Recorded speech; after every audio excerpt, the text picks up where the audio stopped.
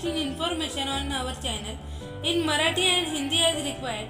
So subscribe to the channel, like, share and comment on the video.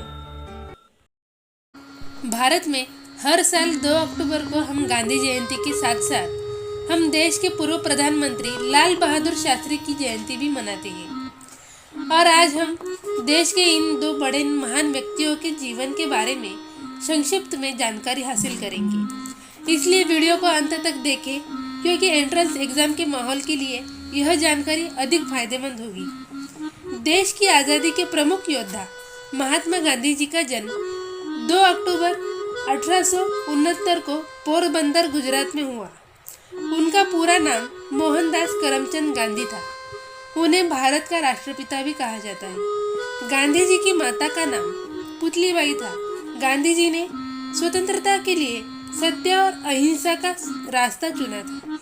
उनकी मातृभाषा गुजराती थी। गांधी जी ने अल्फ्रेड हाई स्कूल राजकोट से पढ़ाई की थी। गांधी जी का जन्म 2 अक्टूबर अंतर्राष्ट्रीय अहिंसा दिवस के रूप में विश्व भर में मनाया जाता है। वे अपने माता पिता के सबसे छोटी संतान थी। उनके 2 भाई और एक बहन थी। गांधी जी के पिता धार्मिक रूप से हिंदू तथा जाति से दीवान थे। माधव देसाई गांधी जी के निजी सचिव थे।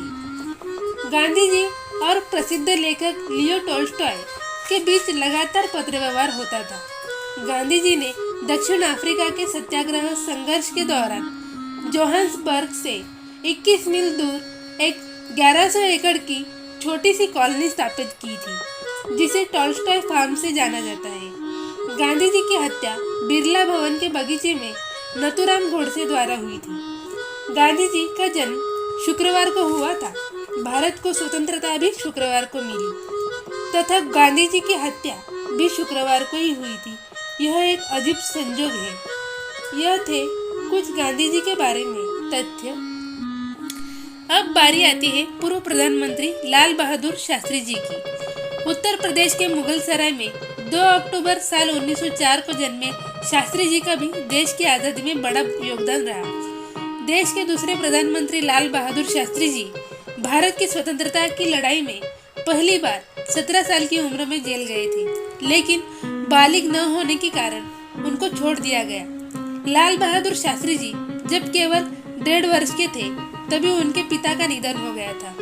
उन्हें शिक्षा प्राप्त करने हेतु बहुत संघर्ष करना पड़ा। लाल बहादुर शास्त्री जी जब 11 साल के थे तभी देश की आज़ादी के लिए कुछ करने का मन बना लिया था।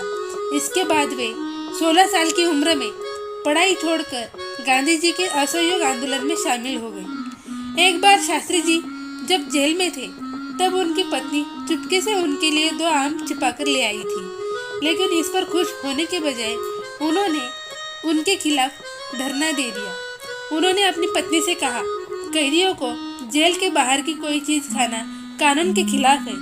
इससे पता चलता है शास्त्री जी कितना कानून का पालन करते थे। लाल बहादुर शास्त्री जी का पूरा नाम लाल बहादुर शारदा प्रसाद श्रीवास्तव और माता का नाम राम दुलारी देवी था।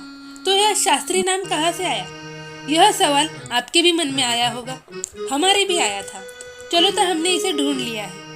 काशी विद्यापीठ से शास्त्री यह उपाधि लाल बहादुर श्रीवास्तव जी को प्राप्त हुई थी और जन्म से चले आ रहे जाति सूचक शब्द श्रीवास्तव को हटाकर उन्होंने अपने नाम के आगे हमेशा के लिए शास्त्री लगा लिया।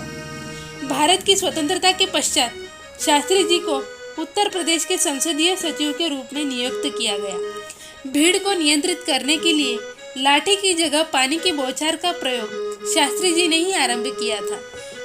बहुत कम लोग यह बात जानते हैं कि परिवहन में जो आप महिलाओं के लिए आरक्षित सीट देखते हैं, उसकी शुरुआत भी लाल बहादुर शास्त्री जी ने की थी। आज़ादी के बाद शास्त्री जी 1951 में दिल्ली आ गए और उन्होंने केंद्रीय मंत्रिमंडल के कई विभागों का प्रभार संभाला। उन्होंने रेल मंत्री, परिवहन एवं संचार मंत्री, वाणिज्य एवं उद्योग मंत्री, गृह मंत्री का भी प्रभार संभाला। 1964 में लाल बहादुर शास्त्री जी के प्रधानमंत्री बनने के कार्यकाल में 1965 में भारत और पाकिस्तान के बीच युद्ध हुआ। सेना के जवानों और किसानों का महत्व बताने के लिए शास्त्री जी ने जय जवान जय किसान का नारा भी दिया।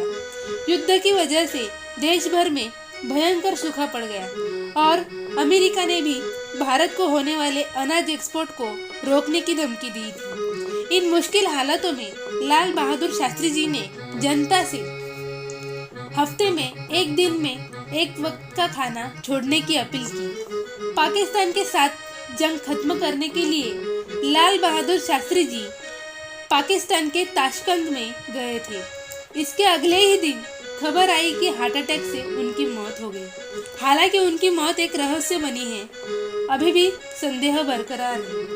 उनके उत्कृष्ट कार्यों के लिए उन्हें मरणोपरांत वर्ष 1966 में भारत के सर्वोच्च नागरिक सम्मान भारत रत्न से सम्मानित किया गया। ऐसे दो महान नेतृत्वों को डी आर मुंडे चैनल का सलाम।